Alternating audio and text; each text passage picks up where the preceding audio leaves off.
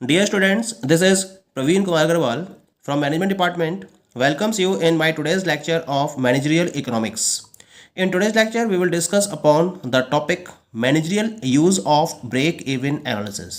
जैसा कि इससे प्रीवियस लेक्चर में हमने ब्रेक इवन एनालिसिस के रेफरेंस में डिफरेंट न्यूमेरिकल्स को सॉल्व किया था, आज के लेक्चर में हम डिस्कस करेंगे कि ब्रेक इवन एनालिसिस का एक फर्म के पॉइंट ऑफ व्यू से, एक मैनेजर के पॉइंट ऑफ व्यू से, एक मैन्युफैक्चरिंग फर्म के पॉइंट ऑफ व्यू से क्या यूज रहता है।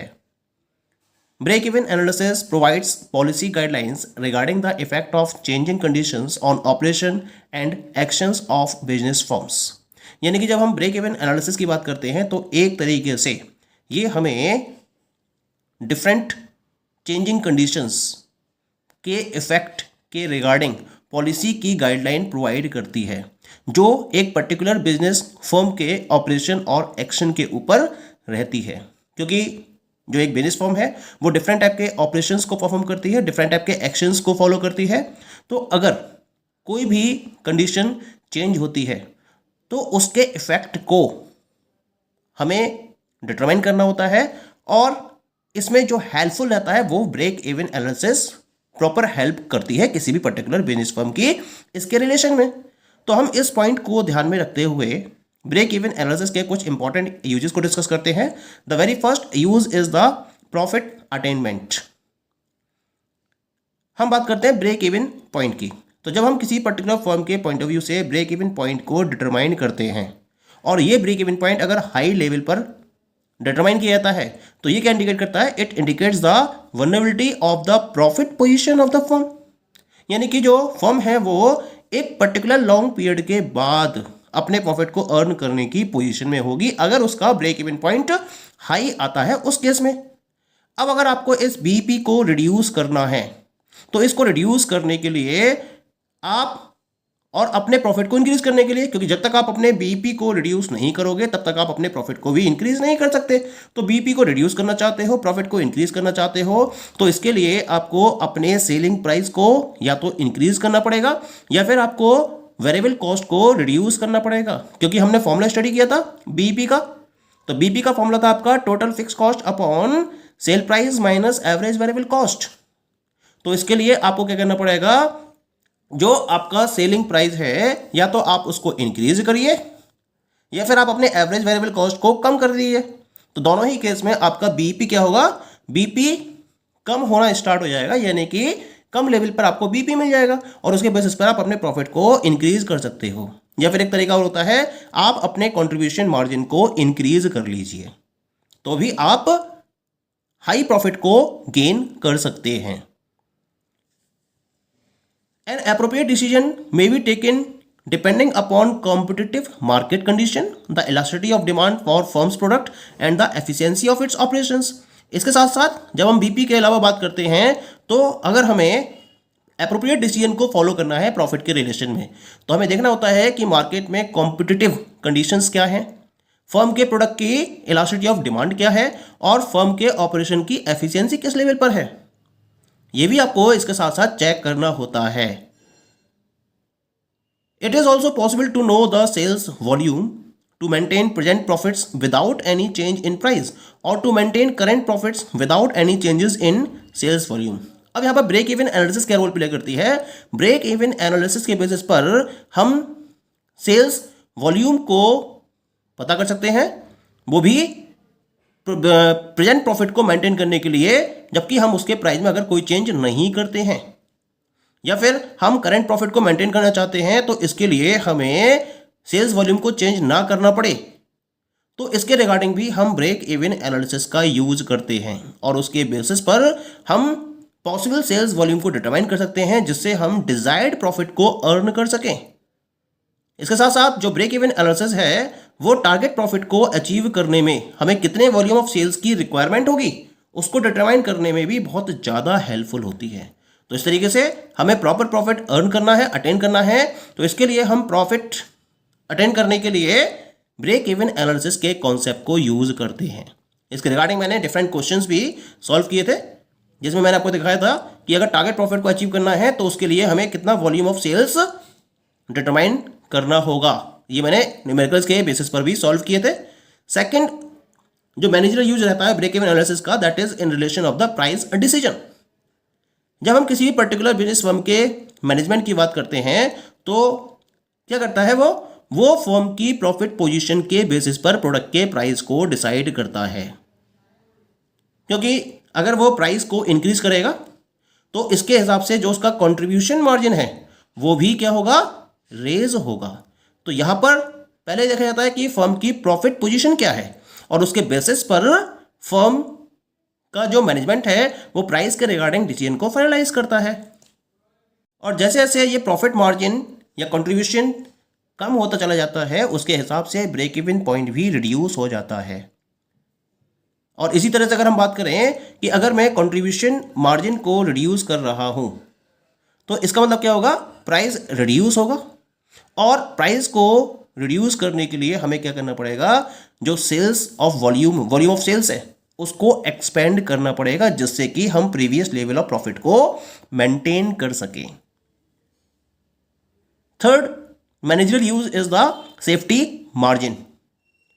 When any of the firm is deciding upon the volume at which the firm would operate, the management should consider the safety margin associated with the proposed sales। सबसे बड़ी बात क्या है कि जब कोई भी पर्टिकुलर फर्म ये डिसाइड करेगी कि उसे कितने वॉल्यूम पर ऑपरेट करना चाहिए तो उसके लिए उसको प्रपोज्ड सेल के साथ साथ सेफ्टी मार्जिन को भी कंसीडर करना होता है। सेफ्टी मार्जिन का मतलब क्या होता है, वो पर्टिकुलर सेल्स ऑफ वॉल्यूम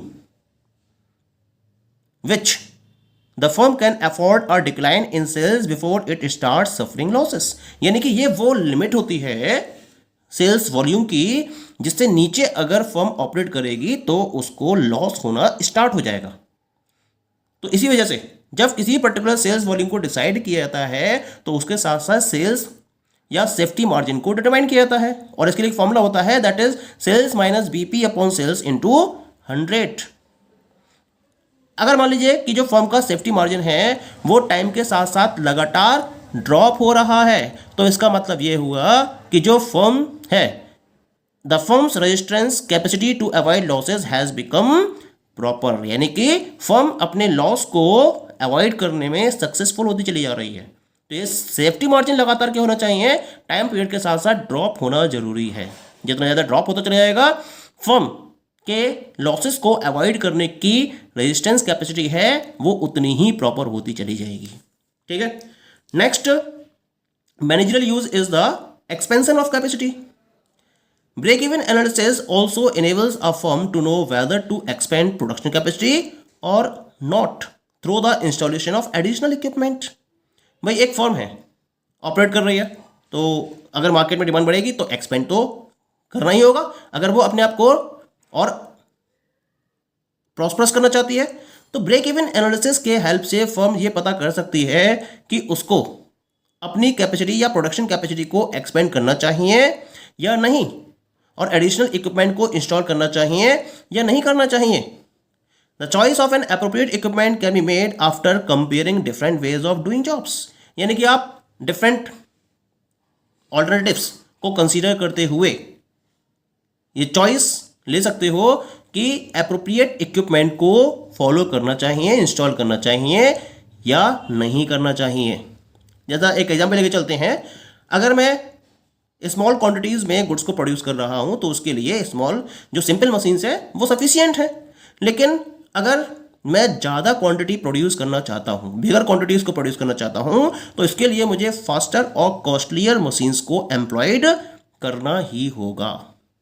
तो ये जो इंफॉर्मेशन है या इसकी जो कंफर्मेशन है वो मैं ब्रेक इवन एनालिसिस के कॉन्सेप्ट के बेस पर फाइनलाइज कर सकता हूं। Okay. The next managerial use is dropping और एडिंग न्यू प्रोडक्ट। बहुत इंपॉर्टेंट डिसीजन होता है किसी पर्टिकुलर फर्म के लिए कि अगर कंपनी डिफरेंट प्रोडक्ट लाइन के बेसिस पर प्रोडक्शन को फोकस कर रही है तो उसको अपनी उस प्रोडक्ट लाइन में नए प्रोडक्ट को ड्रॉप करना चाहिए या ऐड करना चाहिए। इस पर्टिकुलर डिसीजन को ब्रेक इवन एनालिसिस के बेसिस पर फाइनलाइज किया जा सकता है। और इसके लिए हम क्या करते हैं, हम इसके एस्टिमेटेड रेवेन्यू और कॉस्ट को डिटरमाइन करते हैं, एस्टिमेट करते हैं। ठीक है, और उसके बेस पर हम डिसीजन लेते हैं कि प्रोडक्ट लाइन के अंदर हमें नए प्रोडक्ट को ऐड करना चाहिए या हमें इसको ड्रॉप करना चाहिए। तो क्या करना पड़ेगा हमें, हमें सबसे पहले तो इसका जब हम इस पर्टिकुलर प्रोडक्ट को ऐड करेंगे तो हमें ये देखना है कि उसकी वजह से रिवेन्यू पर क्या इफेक्ट आएगा और कॉस्ट किस तरीके से इंक्रीज होगी। अगर इन रिवेन्यू में इंक्रीमेंट कॉस्ट में इंक्रीमेंट के मुकाबले ज़्यादा है और फर्म को प्रॉफिट बढ़ रहा है इस प्रोडक्ट को ऐड करने से, तो हम उस प्रोडक्ट को अपनी प्रोडक्ट लाइन में ऐड कर सकते हैं, अदरवाइज हमको उसे ड्रॉप करना है। तो इसकी जो कैलकुलेशन की जाती है, इसकी कैलकुलेशन हम ब्रेक इवन एनालिसिस के बेसिस पर फॉलो कर सकते हैं और उसके हेल्प से पता कर सकते हैं whether it is profitable for the firm to add a new product in the product line or not profitable. Point is clear. Now come to the next managerial use, this is the make or buy decision. ये firm के लिए बहुत important decision होता है क्योंकि firm को अपने product को प्रोड्यूस करने के लिए डिफरेंट टाइप के रॉ मटेरियल्स की रिक्वायरमेंट होती है। अब उसके पास दो ऑप्शन होते हैं, या तो ये इस रॉ मटेरियल को परचेज करे from the different suppliers in the market, या फिर इस पर्टिकुलर रॉ मटेरियल को ये खुद प्रोड्यूस करे। इन दोनों में से इसको किसी एक पर्टिकुलर ऑप्शन को सिलेक्ट करना होता है। तो यहां पर क्या करना होगा, उसे प्रॉफिट कंपेयर करना होगा इन दोनों सिचुएशन में, और जहां उसको प्रॉफिट ज़्यादा दिखाई देगा वो उस ऑप्शन को सिलेक्ट कर सकती है। लेकिन इस प्रॉफिट को कंपेयर कैसे किया जाता है, it is followed with the help of break even analysis.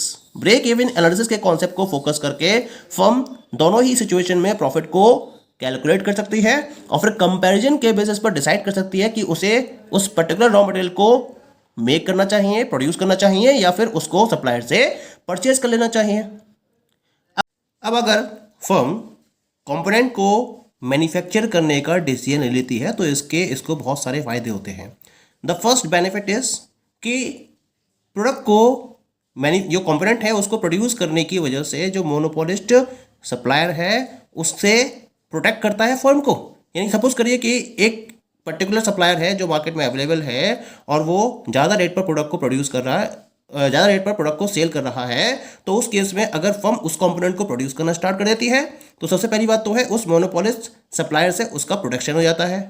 दूसरा फायदा इसको मिलता है कि ये क्वालिटी में कंट्रोल कर लेता है, यानी कि जो क्वालिटी ये खुद के प्रोडक्शन से प्रोवाइड कर सकता है रॉ मटेरियल को, वो क्वालिटी सप्लायर उसे प्रोवाइड नहीं कर सकता।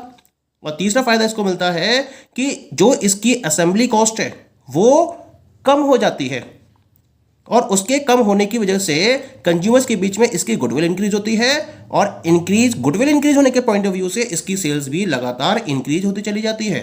तो ये फायदा होता है अगर ये उस कंपोनेंट को प्रोड्यूस करना स्टार्ट कर देता है। लेकिन जो डिसीजन लिया जाता है कि उसे प्रोड्यूस करना है या सप्लायर से उसको परचेज करना है, ये ब्रेक इवन एनालिसिस के बेसिस पर डिटरमाइन किया जा सकता है। ठीक है।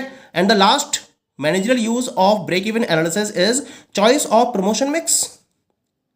प्रमोशन मिक्स का मतलब है कि प्रोडक्ट को प्रमोट करना है तो एक सेलर के पास बहुत सारे मोड्स ऑफ ऑपरेशंस या प्रमोशंस होते हैं जिनके बेसिस पर प्रोडक्ट को प्रमोट किया सकता है, जैसे पर्सनल सेलिंग है, एडवर्टाइजिंग है, सेल्स प्रमोशन है, पब्लिसिटी है, पब्लिक रिलेशंस है। बहुत सारे टूल्स मार्केट में अवेलेबल रहते हैं जिनके यूज के बेसिस पर कोई भी फर्म अपने प्रोडक्ट को मार्केट में प्रमोट कर सकती है।